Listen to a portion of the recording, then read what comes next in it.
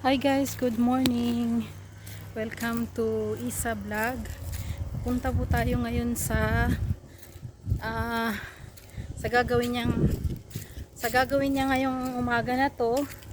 Maglilinis siya ng taniman ng mga prutas.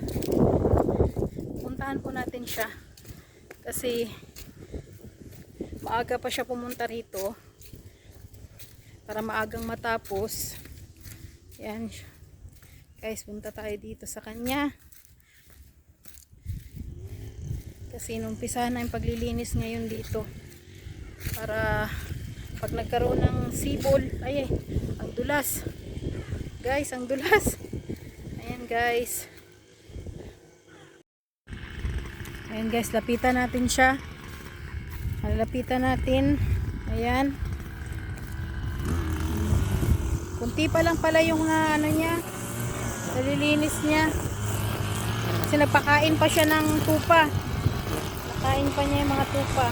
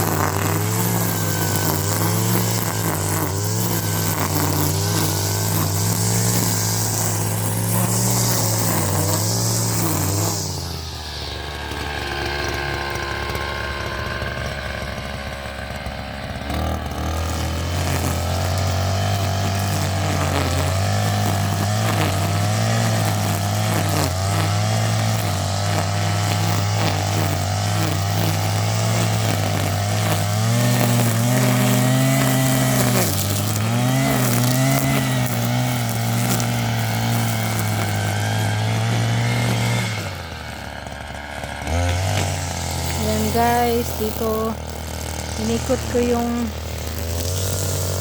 lugar.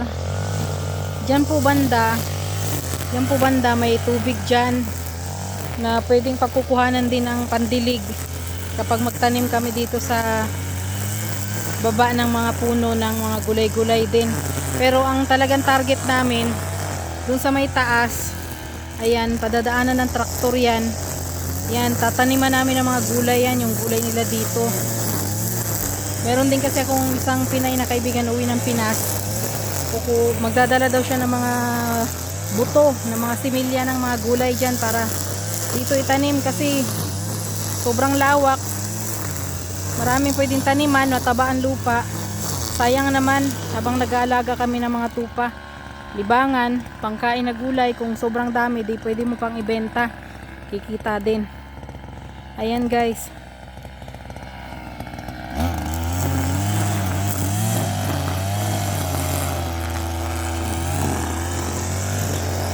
Itong mga to, siguro mga wala pang isang taon to, itong mga puno na to.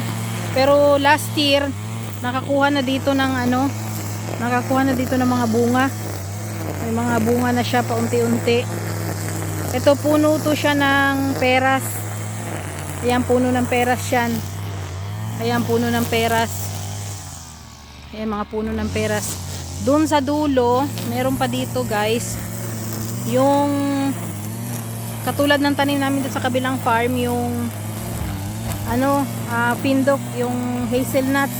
Pero hindi to kasi more in vegetable ang tinatanim dito sa farm dito. Doon naman sa Samson na farm is more in nuts ang tinatanim, ang lupa doon. Dito halos lahat ng may mga farm dito, puro gulay ang tanim. Ayan guys, puro gulay ang mga tanim nila, pero hindi pa sila nag-uumpisa guys. Ayan guys, napagod yung ating farmer. Uupo daw muna siya.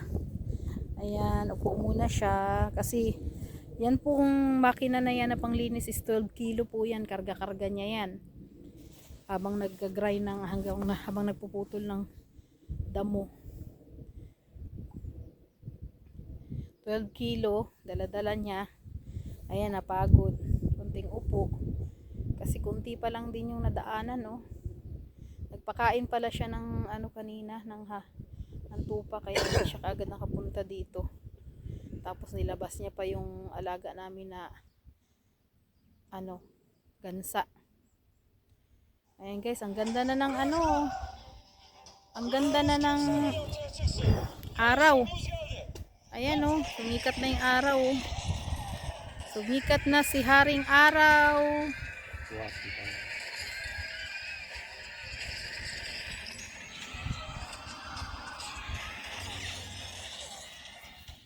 Ayan na. Wow, ang ganda. Ang ganda, ganda.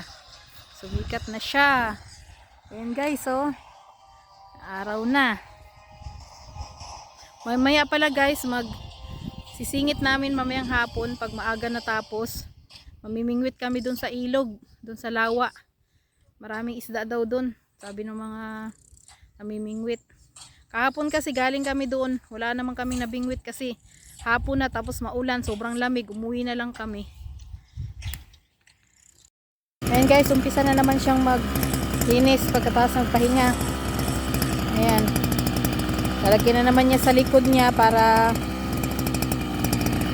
dala-dala niya yan habang naglilinis. Ayan guys. Ayan. Guys. Kita na naman. Alis tayo, layo tayo konti kasi natatalsikan tayo ng damo. Masakit sa mata, baka tumama sa mata.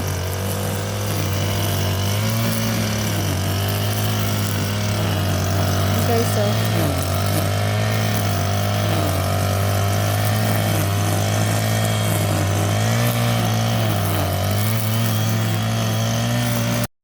guys, hanggang dito na lang yung vlog muna natin ngayong araw na to kasi luluto na ako ng tanghalian. Pag natapos kasi itong kalahati siguro, kakain na rin siya. Sige, bye bye. Next time ulit.